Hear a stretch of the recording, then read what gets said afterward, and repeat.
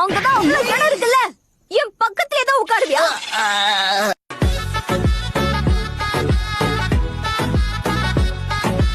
நீங்க குணமடைஞ்சதும் உங்களை ட்ரைனிங்க்கு இழுத்துட்டு போறதுக்காக நருட்டோ பல நாளா இந்த ஹாஸ்பிட்டலே குடி இருக்கிறான் சென்சே.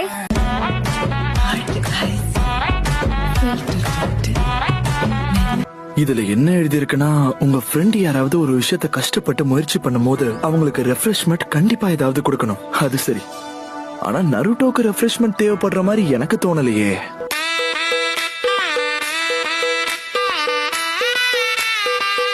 என்ன சொல்ல போனா உன்னோட சக்கரோட நேச்சர் என்னங்கிறது கூட உனக்கு தெரியறதுக்கு வாய்ப்பே இல்ல. அதுக்குன்னு ஒரு நேச்சர் இருக்கா? இதெல்லாம் உனக்கு சொல்லி கொடுத்து புரிய வைக்கிறது ரொம்ப கஷ்டமா இருக்கும். நான் அப்பவே எதிர்பார்த்தேன்.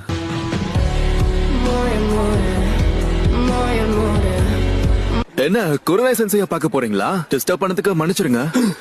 நான் எங்க போறேன்னு உங்களுக்கு எப்படி தெரியும்? அட என்ன சென்சை, முழு பூசணிக்காவை சோத்துல மறைக்க முடியும்?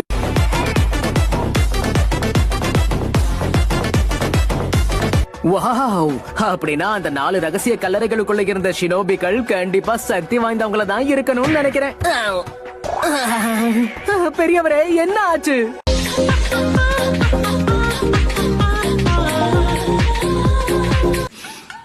நல்ல முடிவுதான் எடுத்திருக்கீங்க. கெட்ட கனவா இருக்கும். நான் ஜெயிச்சிட்டேன். அதனால நீங்க எனக்கு ராமன் வாங்கி தரணும்.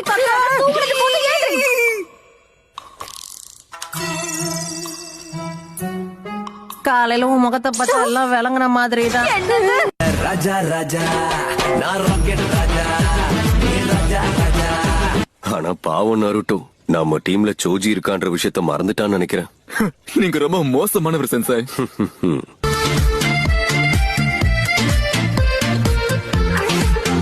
திரும்பவும் நீங்க எனக்கு ட்ரைனிங் கொடுக்கறத நினைச்சா ரொம்ப சந்தோஷமா இருக்கு. நிஜமாதான் சொல்றியா? முடிஞ்ச அளவுக்கு இப்பவே நல்லா சிரிச்சுக்க நருட்டோ.